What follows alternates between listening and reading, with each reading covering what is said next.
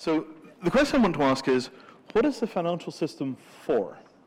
We're talking about bringing all this innovation into finance, but what is it exactly that we're innovating on top of? Because if we don't have a really clear idea of what it is that we're doing, how can we tell the difference between success and failure? How can we tell the difference between valid, useful innovation and making a bad thing worse? And I think that's a particularly important question when we're looking at the financial system, because practically everything in reality is shaped by, molded, created, controlled by the financial system. It's very important that we're clear that this is at the heart of our society, and it's increasingly at the heart of our society. So my suggestion is that the financial system is for the effective allocation of capital. It's a social machine, it's a political machine, it's a corporate machine, and the metric for the success of that machine is the effective allocation of capital. Now, you'll note here that I say effective rather than efficient. Normally, people would say that the financial system's job is the efficient allocation of capital, but if you define efficiency too narrowly, you can get systems which are incredibly brittle, that have massive unpriced externalities. You can wind up with all kinds of fundamental problems because you're measuring the wrong thing. And efficiency tends to measure the wrong thing. In many cases, when you have an efficiency drive, what you're actually doing is mining out all the resilience in the system or externalizing a set of costs. And you can see that all over the world. Just-in-time manufacturing is very efficient. It's not always very effective. The systems behind things like Uber or Deliveroo are certainly very efficient, but they externalize enormous amounts of cost. They're not very effective. Walmart hiring policies. So distinguishing efficiency from effectiveness is extremely important. My suggestion is that the role of the blockchain correctly deployed will be to build a more effective financial system. I think it will also be more efficient, but I want you to bear in mind very clearly this distinction between efficiency and effectiveness. So the problem that we have right now is that the financial system is almost psychotically dedicated to destroying information that people need to make decisions, right?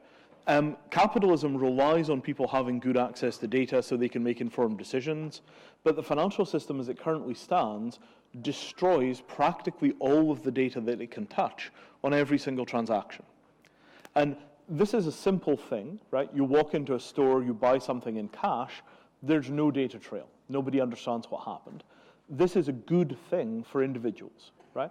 But if you're in a position where you want to buy a house, how do you get hold of the records of the house?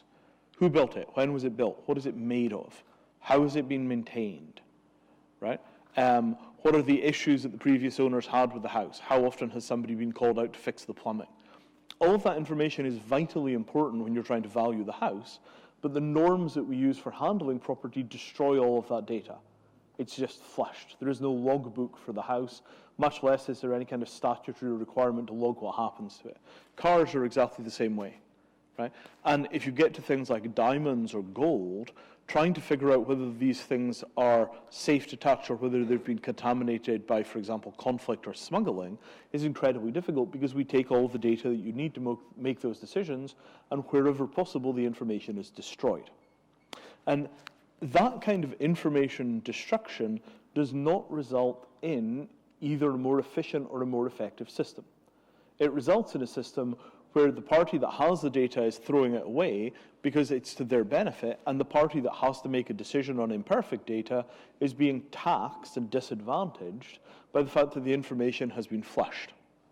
So the first thing I want to suggest is that it's very easy to see in an environment where you've got technologies like blockchain and all the rest of the digital storage stuff that we have today, you can see that there is no reason to throw away data. You don't have to do it. There's no good cause to do it. We could actually operate in an environment where we had extremely deep and comprehensive access to the understanding of the deals that we were making and the transactions that we were doing. And that stuff, in some instances, could be voluntary. In other instances, it could be compulsory. There's no reason for food labels to be restricted to the handful of items which are on them now.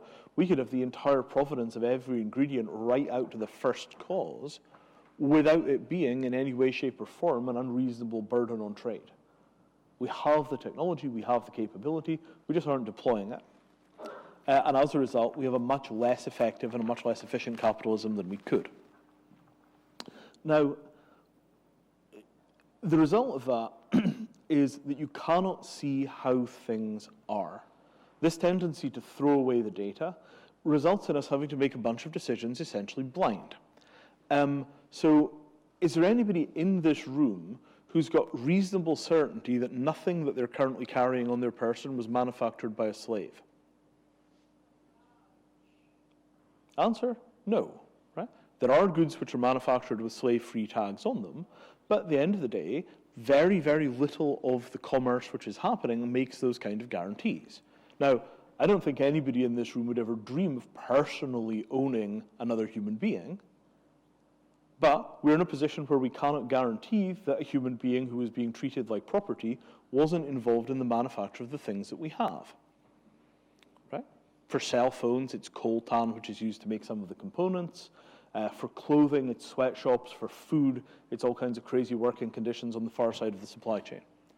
This stuff is everywhere. It's said that there are more slaves now than there were at any previous point in human history, and all that is baked into the supply chains.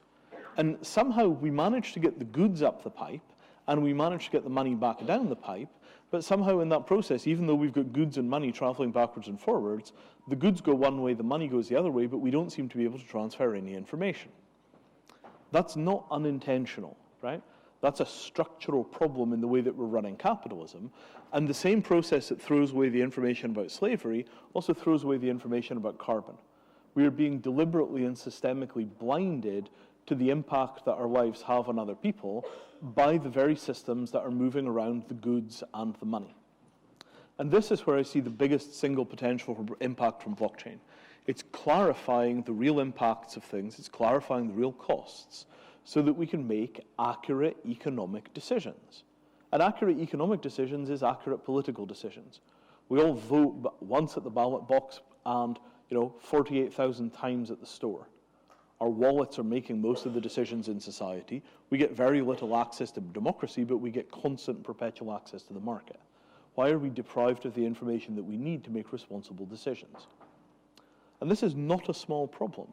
We're in an age where the inability of markets to sensibly price externalities is literally destroying the world, and yet we don't seem to challenge the idea that throwing away all of the information at every point in the transactional chain is right, normal, and valid. And we can fix it now. We have the technology. I want to talk a little bit about poverty and the myths of poverty. Please raise your hand if you think that globally poverty is getting better rather than worse. Okay? Poverty is getting better rather than worse. Okay? What do you think? Raise your hand if you think poverty is getting worse rather than better. Okay? About 50-50. So for a long time, I kept seeing the propaganda suggesting that $1.90 was the correct way of measuring absolute poverty, and that a lot more people were making $1.90 a day than had been making $1.90 a day in the past, and that poverty was getting better. I just discovered a bunch of work by Jason Hinkle. He's currently got a write-up in The Guardian, which says, actually, the problem here is that we're measuring the wrong thing. The actual poverty line is about $7.40, and at $1.90, people actually have chronic malnutrition. It's just it's not so bad they die immediately, but they're certainly by no means in any way, shape, or form stable for things like food security. By any relevant metric, they're still in extreme poverty, and the line where that stops is about $7.40. At the $7.40 line, it turns out that poverty is getting massively worse. Per day per person. $7.40 per day per person is the line at which you can afford to eat well enough that you don't have diseases of malnutrition. Oh, indeed. For example, Glasgow, Colton, the life expectancy is below 60, which is extremely bad. It's comparable with Congo, and that's largely driven by alcoholism. No doubt at all that poverty is a global phenomena. But that clash of narratives between the $1.90 a day picture, which says it's getting better, and the $7.40 a day picture, which says it's getting worse, the problem here is that getting that data at all is extremely difficult. Nobody is very interested in making it clear how the poor people of the world live and how much money they have to live on. Right? We're just taking that information, which is how 60% of the human race is actually doing, and we're taking that information and we're kind of tossing it. We're not actually getting a solid grip on the data. And the result of us not having a solid grip on the data is that we don't really understand how the world works. We're blind to the impact of our actions because the information that we're taking in is extremely politically distorted. Right? If we had access to the facts about how the world works and how other people are affected by our decisions, if we had a really good understanding of what we do that is actually unethical but it's been buried by the information destroying structures of the market, we might be in a position where society would begin to deal with some of the mess that we're making. There's no reason that we have to live this way. If you walk into a store and something says, 12 hours of slave labor went into the manufacture of this garment, and the thing beside it is $1.50 more expensive, and it says 0 hours of slave labor went into the manufacture of this garment, nobody is going to buy the thing with the slave labor baked in. And actually, if you have a right to know whether something contains lead, you have a right to know whether something contains slave labor. It doesn't have to be that we're operating in an information void, randomly guessing about whether or not we're destroying the world when we go shopping. It's incredibly psychologically damaging that we live in a position where we can't tell the difference between right and wrong because nobody will give us the data. And I think that the prospect here is that if we started to pursue this kind of transparency as a major global priority, we'd find that it supports all of the Millennium Development Goals. It would certainly support all of the Sustainable Development Goals. It would help every political cause justify its case based on rationality rather than guesswork. And I think it would enable the automation of morality for a lot of decisions. If you simply decide that you don't want Amazon to show you anything that contains any slave labor in it at all, there ought to be a checkbox which will simply cease to show you those things in a search. You ought to be able to do that for peanut allergies now, right? You ought to just have a check on your credit card that says, never let me buy something that contains a peanut by accident. And when you walk out of a store having filled a basket with things, it ought to throw an alert when you get to the checkout and say, wait a minute, you're on the peanut list. Are you sure you wanted to buy that? We could really do this stuff, and it has benefits that are as simple as helping allergy sufferers manage their exposure and their risk, all the way through to the ability to systemically decide that you're never going to touch another product that came from a regime which blocks the formation of effective labor unions. We can literally stop supporting all the stuff that we hate by clicking a couple of checkboxes if we have the infrastructure to make sure that information passes at the same time as money is exchanged for goods.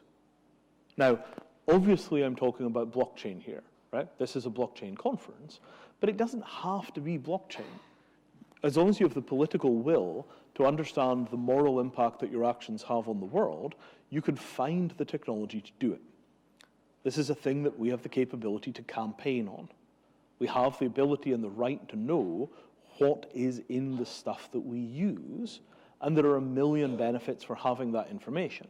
The only people that are going to be harmed by transparency about what's happening in the supply chain are the people that are currently profiting by keeping you in the dark about the impact of your actions or about what kind of garbage it is that they're selling you. And I don't think we need to defend the business models of people that are making a living by keeping us in the dark and selling us garbage. This seems pretty transparent. And we've got an excellent record in developed countries of driving political change through consumer activism. That's why you have seatbelts. It's why you have airbags. It's why you have an 8-hour workday. We're very good at organizing to make ourselves comfortable in this world. And I think that this could be seen as another issue in which political pressure could be applied by people en masse, as much at the ballot box as in the stores, to drive through all of the information destroying blocks to get to the fundamental knowledge of what is happening in the world. And it's not that we have to take all of that information into our own minds and carry that information on the weight of our shoulders. That's what software is for. Automate the moral decision making. Express your preferences to the software parses the information feed that comes from the supply chain. It simply won't allow you to buy anything accidentally that's bad for your values. Screen out the moral toxicity at source. Now, the other thing that you get from this kind of an approach is the ability to do whole systems global optimization. So whole systems global optimization already occurs in a lot of fields. For example, maintenance of airline fleets is a global process. You take the planes to wherever in the world has the best deals on maintenance that day. That's where you fly the planes, that's where you fix the planes. Because they've got effective global information sharing, because they've got effective global standardization of maintenance quality, you can do the plane maintenance anywhere you please, and the markets for plane maintenance are extremely efficient. Same thing is true for international shipping. You want to take a box from here to anywhere in the world, there are a variety of fully integrated services that will do that for you in a very comprehensive way, and they're very, very, very data-driven, which should be as a surprise to nobody. So if we were going to start getting real transparency about what's happening in the supply chains, that transparency is not just about the moral issues or food contaminants. It could also be transparency about pricing. It could be transparency about availability. It could be transparency about just about anything to do with the goods which are in play. And the reason that it's worth doing that is the same reason that it's worth having, for example, copyright law or patent law. The purpose of copyright and patent is to promote a more efficient market by giving people the ability to invest in the creation of creative works or to do basic research. Copyright and patent, at least in the American derivation of those rights, is driven by the need to promote the progress in the useful arts and sciences. So there's plenty of precedent for the state using its power to mandate changes in the way that information is handled in society. I'll give you two examples right now. GDPR is attempting to give people back control of their personal data, and it's hugely inconveniencing a lot of companies, but it's also opening up space for innovation and consent-based information systems. PSD2 is forcing the banks to provide APIs, which will allow them to get direct access to people's financial records from third parties. So you could manage all of your bank accounts from a single application because PSD2 forces the banks to open the APIs to give you control of your own bank account. And these things are being driven directly by the European Union. They're government fiat. So suppose that we did the same thing, not just for figuring out what's in goods, but also for pricing information, stock information, availability. Certainly, some people will be harmed by this in the same way that some people are being harmed by GDPR or PSD2. But the people that are being harmed by that stuff were making money from keeping you in the dark. Not an efficient use of resources this late in the 21st century. Keeping people in the dark for a living should be an endangered business model. So if we had something that looked like PSD2 for all the things, what you could then do is apply whole systems optimization to supply chains and to many other areas of life. Has anybody tried to rent an apartment in London recently? Right? How many different silos are there that the information is jammed into by competitive people who are trying to pimp you an apartment? Right? There's a constant siloing of information in an attempt to maintain secrecy rather than having a single clearing rail where all the information about availability is poured in and all the offers to take the stuff out come, kind of pour out. We could have 10% of the wastage of time and money being spent finding real estate in London if government would step in with something that was like PSD2 style transparency requirements to open the data by force. And those kind of approaches are standard functions of the state. They haven't been used very heavily to curate information markets yet because the state is a little slow in the uptake on new technology. But what you're seeing with GDPR and PSD2 is the first beginnings of the use of state authority to produce fundamentally more effective and more efficient markets for information. And that's a core function of the state. The creation of sensible-looking markets that are non-predatory has always been part of the state's function, right since the beginning when the state was the thing that made sure that the weights and measures used in the markets weren't corrupt, so that when you bought 1 pound of wheat, you got 1 pound of wheat. There's no reason for the state not to be involved in breaking pathological markets and replacing them with functional ones. The benefit which comes from this is an enormous increase in a specific form of wealth. So liquidity is well understood by people in finance as being in many ways better than any other form of wealth. It's very easy to wind up with a pile of liquid assets which are theoretically worth a fortune, but which it's impossible or illegal to currently sell. A good example is equity inside of companies which haven't gone public yet. It's almost impossible to get rid of the stuff because you're not permitted to market it. So it might be worth millions and millions of dollars. You might even have transactions which show its value. You might have a record of people buying it at a given price, but you yourself cannot sell the stuff.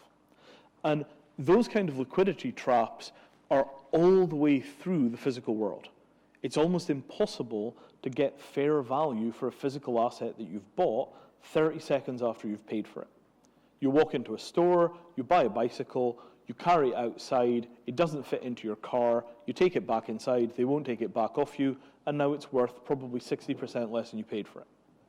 Right? That kind of immediate destruction of value in second-hand markets is happening because we don't have liquidity. Somebody that wants to buy that bicycle doesn't have the information to know that there's a second-hand version of it available that's had 0 miles put on it, so they simply go with the limited information they've got access to and they make a bad decision, and as a result, there is less liquidity for the used bicycle market. What that causes is the average price of bicycles to be completely distorted by the lack of access to information. And if that's true for bicycles, imagine what it's like if you're in manufacturing and you run out of a critical component because of a supply chain stall. You know that there are 25 companies that are buying and selling that exact component within 2 miles of where you are, but you can't just walk over to one of them and buy it from them because you don't have the information about where the assets are to be found. And those kind of problems are all over industry, right? So what I'm suggesting here is that if we were much more disciplined about getting access to information in the industrial supply chain, the result of that would be an enormous increase in the global liquidity of goods and services at practically zero increase in price. And this is a free lunch, economically speaking. Being able to provide enormous amounts of new liquidity inside of systems is the equivalent of making those systems massively more functional and massively more profitable. And it's within our reach to do that because goodness knows we've got the information clearing capacity. The question is, how do we get the information into those systems? So my assertion is, it would be nice if the market would do this by itself, right? And it's done that successfully for things like ISBN numbers for books. It's done it successfully in several other areas. But it might require a nudge from government or possibly an outright kick to be able to get this done for the supply chain. But if we do it, it will be a civilization transforming event in much the same way that assigning every major piece of information in the world a URL and giving extremely expedited access to it has been a world-changing event. There's an enormous amount of room here to change the world very, very directly. And there's an enormous need to do that. The title I've written for this part of my talk, and this is the last section, is 7 Lean Years. Right? You all know the biblical story about the dream of 7 lean years, you know, fat cows and thin cows and all the rest of that. Does anybody believe that the global economy is going to be healthier in 10 years than it is today? Quick show of hands. Global economy healthier in the future? How many people think the global economy will be much unhealthier? Global recession, yeah, probably about twice as many hands. Certainly there are an enormous number of signs that we're heading into another round of financial crisis in the next few years. There's a lot of underperforming debt, there's a lot of misallocation of capital. The possibility for dramatic rearrangement is very strong, and this is before we bake in political risk from things like disunion in America. So, given the reasonable expectation that we're going to be extremely constrained in future by things like climate concerns, given the fact that we know that there is an enormous amount of unmanaged global poverty and that things are getting worse rather than better for a lot of people, and if you want a real chapter and verse on this, I suggest you can look at a paper called Deep Adaptation by Jem Bendell. Again, this is currently in the press. There's a lot of people talking about it. It's been referred to as the climate paper that's sending people to therapy. And I think it's worth reading if you're in a strong frame of mind, because it's a good summary of the science and the expectation of impact, including humanitarian impact. So, given that we know that we're heading into at least 7 lean years, we're heading into a resource-constrained future, simply sharing resources appropriately with the global poor is certainly going to make most of the people in the world poorer. Right? You can already see that effect on the pressure on the middle class as the globalization of the middle class occurs. The middle class in Western Europe has gotten badly thinned out. Same thing is happening in America. Globalization really does average wealth. If we know we're heading into this kind of resource-constrained environment, what can we do about it? How do we take the rational expectation of fairly severe oncoming economic hardship, and how do we rearrange our resources to get rid of those problems? And remember, this is a talk that I'm giving in a developed world context, right? But actually, if I was giving this talk in a poor country, I'd be talking about the possibility for the massive creation of wealth. I'd be talking about how the future is likely to bring a global equalizing and that would be good for us. In a rich country, you talk about averaging as bad. In a poor country, you talk about averaging as good for the individuals who are in the audience. So given that we know we're heading into these kind of tough times, how do we approach managing those risks? And my suggestion is this, right? We need concerted global efforts to accelerate change. I mean massive. I mean post-World War II Marshall Plan level efforts. We need gigantic coordinated pushes to shift the way that the global economy works. And the best game in town for that is the use of information technology to track everything and allow the automation both of moral decisions but also of policy decisions. There's an enormous opportunity for simply making data available using government fiat when necessary, and then using things like machine learning and artificial intelligence to optimize at scale so that we don't have enormous amounts of assets sitting around underused, so that we don't have more cars than we need on the road, so that we can effectively share all of the assets which are in play in a way that gives us extremely tight control of what it is that we want to do with the wealth which is under our command. Because right now, something like 20% of the wealth in the world is underused. It's empty factories, it's empty apartments, it's goods which can't find markets. And we can't afford that kind of waste in the environment that we're really in. So building frameworks for the globally effective deployment of capital, to me, is the next phase of the growth of the internet. We've basically fixed information. There is no more information poverty for most human beings, and I think we can speak with some authority and say that there will be no information poverty at all in the future because we fixed information.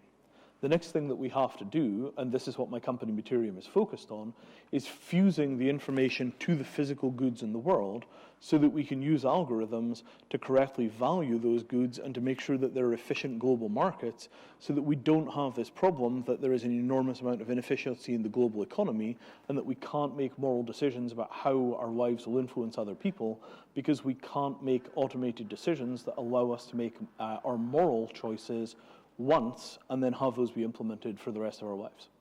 We need to move into an environment where it's possible to provide technical support for us to make the wise decisions that we have to in order to save the world from our own ignorance. And that, I think, is what we should be using the blockchain for. Get the information that we need to make rational economic and moral decisions into a format where it can actually be used and automate as much of the decision-making on a day-to-day basis as possible so that we can finally fix the pathological incentives which come from constantly acting in ignorance. Thank you very much.